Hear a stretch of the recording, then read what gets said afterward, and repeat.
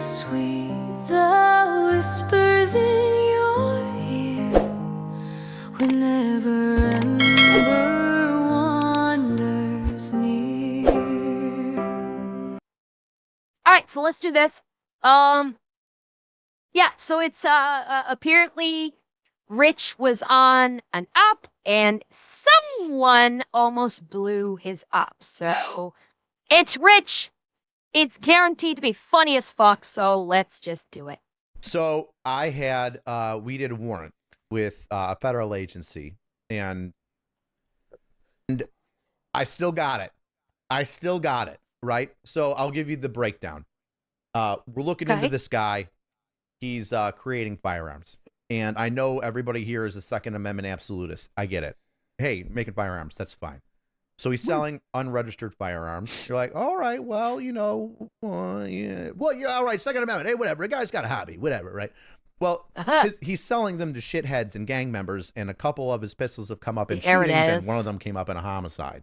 So, there it is. Not a good guy, not selling to good people, right? This isn't like I make a firearm and I give it to Ethan, then he takes it to the range. No, this guy's selling it to criminals, right? So we're sitting on his house and we're doing surveillance. I'm one of the people that's doing it. And the day that the warrant comes around, where we're going to execute the warrant now, because we've got photos of him leaving and entering his home and getting into his vehicle and yada, yada. And the plan is I'm sitting on his home, and when he goes into his car and drives off, we call it a roadkill. It's usually a very safe way of doing a warrant, right? Instead of going into the house, guns a-blazing, and throwing everybody on the ground, you research the home, the individual that you're doing the warrant on. You see how many people are living there approximately. See when they leave. And then when he leaves, go ahead. Okay, I just have a question. When you guys are surveilling these homes and you're eventually going to hit it, do you get like blueprints or anything of the house? Or do you just have like word of mouth, like, hey, you go in, there's a door to the left. I was just curious. It depends. Sometimes that happens. Sometimes it's not necessary. Okay. When you get like to apartment complexes and stuff like that, you don't really bring up the blueprints of the home, but we have, usually this sounds something I really wouldn't have thought of. We'll have somebody in plain clothes that's inconspicuous go in, walk through the area, and kind of get a good layout of where this person lives and where their apartment is, if it's in an apartment complex, etc. Right? So we plan this roadkill where he goes out in his truck, car, whatever, and we stop him with a marked unit, like a normal, hey, vehicle and traffic stop. You surround the car, and then you pull him out so he's got nowhere to go.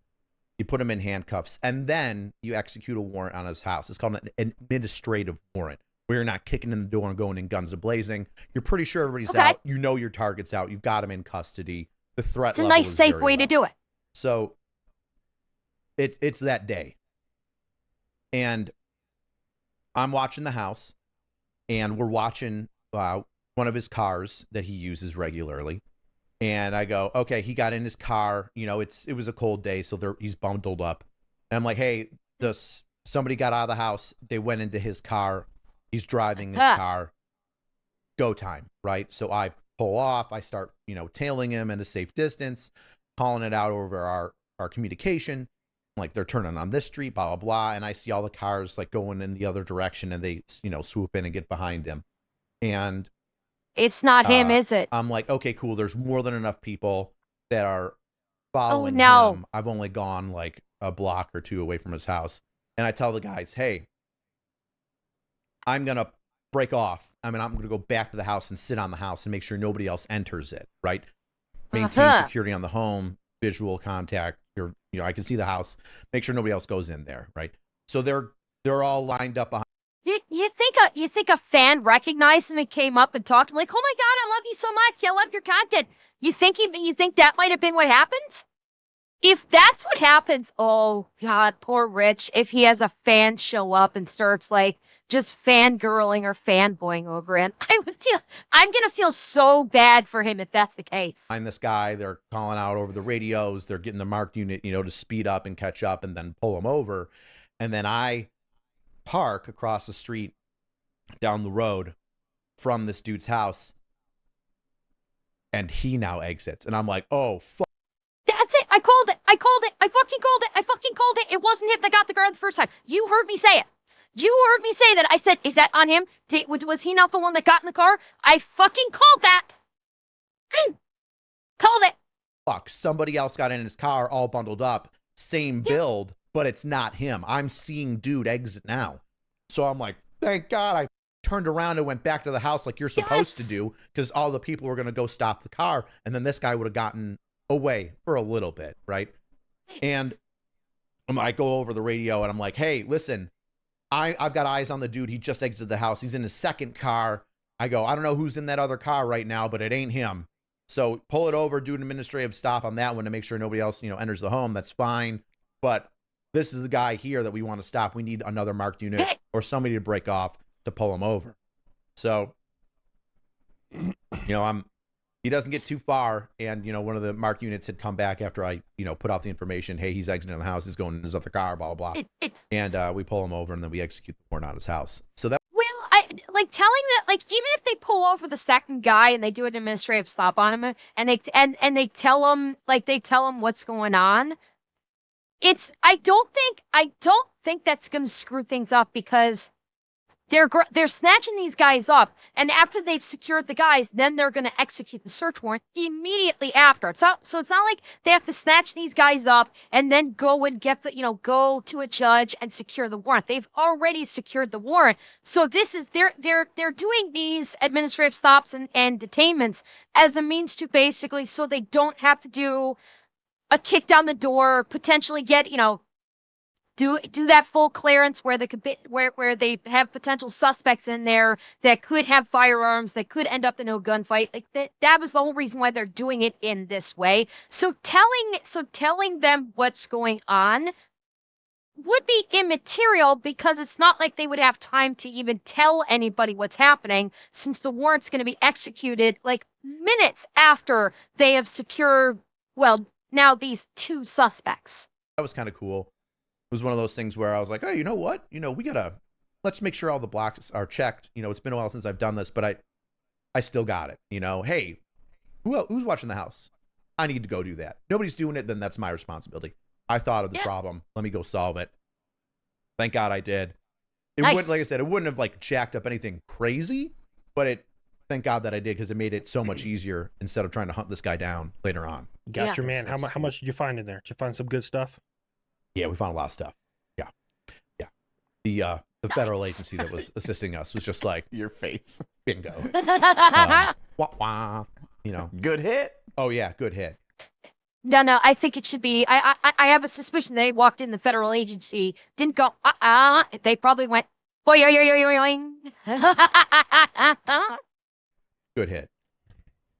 Was it when you have that, especially having to be a dad and taking that time off of work, and we knew you were super stoked to get back into it? Was that oh fuck yeah, there it is? Well, that was great too. And then yesterday I was doing surveillance on another person, and here's another fun story of how I love the job and I miss the job.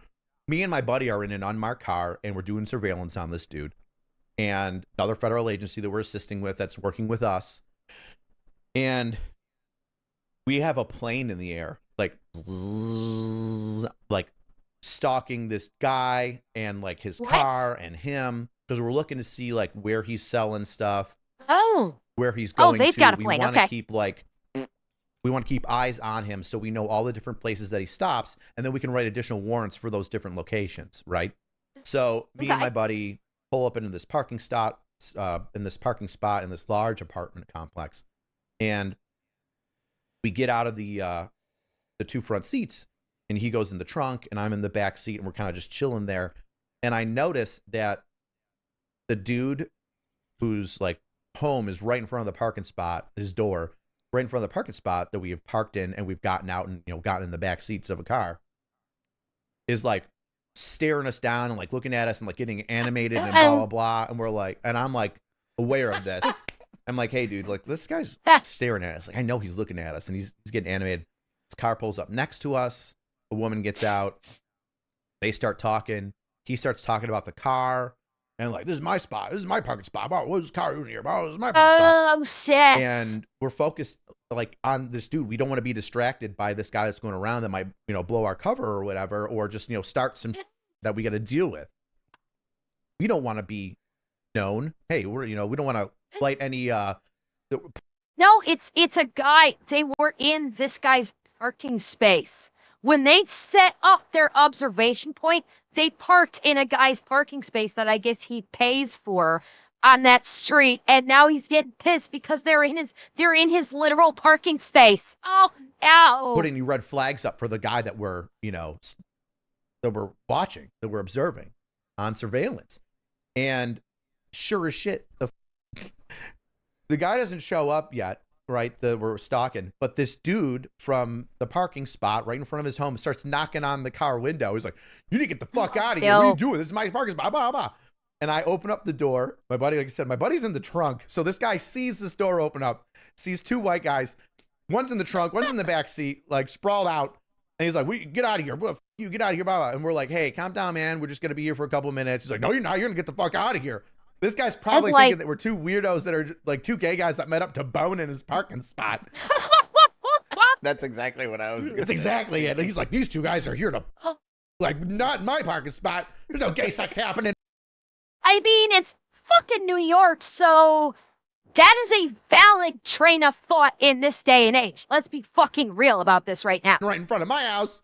You Imagine it's an old guy from his perspective. He looks out the door, and then you two get out the front and then get back into the rear of a car together. I'm like, them gay guys are gonna fuck in the front yard. Not on my watch. So we're trying to like. This was his Gran Torino moment, and you ruined it, Rich. I No. was to stack like you 10 high. You stack 10 gay people? So no, he's yelling at us and he's starting to get loud, and we're like, we gotta fucking shut this guy up. We're plain clothes, obviously, you know what I mean?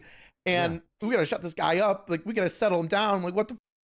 And he's getting more animated. His girlfriend's like, "Yeah, you need to get the fuck out of here." And they start yelling at us. And I just like pull my badge out from under my shirt and I hang it across my chest. I go, "Guys, seriously, please calm down." And they're like, "Oh," I go, "We're just here." I go, we're going to be out of here in a little bit. I just need you to calm down." And immediately they went from like super hostile to like, "We don't want anything to deal with it. We're so sorry. We'll leave you alone." The guy's like, the woman's like, "Well, oh my gosh, we thought that something crazy was going on about." She wants to talk to us. I'm like, "I appreciate that." And the guy's like, "Look, honey, get the f- away from this car. Happening in the area. We need to exit. Get away from the car." Yes, the man understood. The man understood the assignment. The woman, I know you're all shocked, is a yapper. And my partner's like, "Rich, stop fucking talking to these people." And I'm like, I'm just trying to smooth everything over as quickly and as quietly as possible. I shit you not. I think it might have been 30 seconds to a minute later. They barely get in the house. They don't even close the door. And our target rolls up in his car. And we're just like, whew, that was close. Ew, shit. So then we start, you know, we're stalking him, you know, with a bunch of cars, you know, driving and doing surveillance and catching up. And it's fun when you are, you know, in an unmarked car, just blowing red lights and just like going around the double yellows to get around cars, and people are like flipping you off or like, "What the fuck is this car? This car's driving like an asshole. We should call 911." We're going on the highway trying to catch up to him and the other vehicles, because we had to do some other verification of stuff. And, you know, I'm going like 90, you know, on the highway, and my partner looks at me. He's like, "Hey, push the brakes a little bit and feel them." I go, "Why?" And we can feel them grinding. He's like, "Those brake pads are almost gone. So just be careful with how you're driving." I'm like, "Noted." So we stalk. That would be terrifying. Like riding on air brake pads when you're at like in a high-speed tail of another. Oh, fuck. That would be scary, because if you're riding on the bare pads, like there's no pad left, you're basically riding on the rotors, that bare rotors themselves. You hit those brakes hard, and the whole thing could just go clunk. Oh, that's not, yeah, definitely not a good idea. This guy for like Thank an you, hour. Drowner. with the plane above, Oh, wait, you know. serious? Let me laugh even harder. Giving us, you know, more info. Hey, he's going down this street. He's going to this house. We don't need brakes where we're going, boys. Yeah. Yeah. Airplanes don't have brakes. Why do I need them? So They do have Just air imagine brakes. if those old like that Yeah, I couple was gonna leaves. say and then airplanes that have he's like, brakes.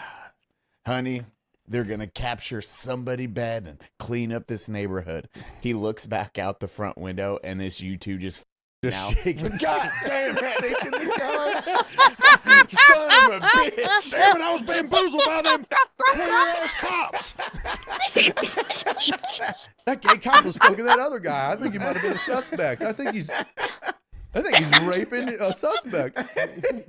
No, but we executed the warrant the day after. So, you know, I'm sure that they saw like all the unmarked cars and marked cars, you know, at the building that was close by that we were watching, and they were like, "Oh, yeah, good thing we got away from those guys. Something's going down." No. As soon as everyone left, he probably told the neighbors, "Yeah, I knew they were here. I was talking to them. They asked if I'd help them out with surveillance, but I had stuff to do. It's just I'm out here Ethan's saving probably the right. world." Ethan's probably fucking right too. Oh, God. Oh, that was great. Oh, that was a great little story. Rich always tells such funny stories. I love hearing his stuff. I really do. Ember burns bright.